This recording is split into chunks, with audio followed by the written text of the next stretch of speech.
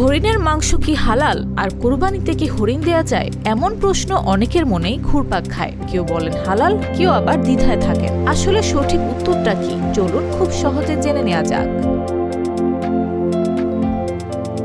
হরিণের মাংস খাওয়া নিয়ে প্রথমে পরিষ্কার করে বলা যায়, ইসলামের দৃষ্টিতে হরিণ একটি হালাল প্রাণী, অর্থাৎ সঠিক নিয়মে আল্লাহর নাম নিয়ে জবাই করা হলে হরিণের মাংস খাওয়ায় কোনো বাধা নেই। তাই অন্যান্য হালাল পশুর মতোই নিয়ম মেনে জবাই করা হলে এটি খাওয়া সম্পূর্ণ বৈধ।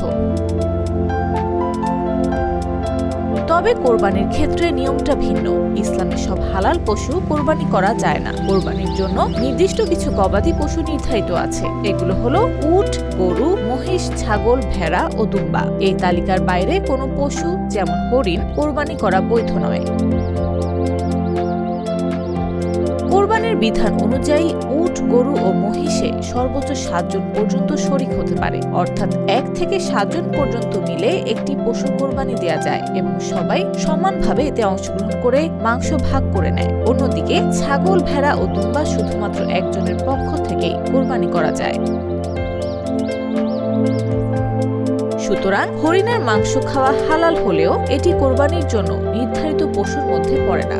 এ বিষয়টি মনে রাখা জরুরি। News desk, চাকো news.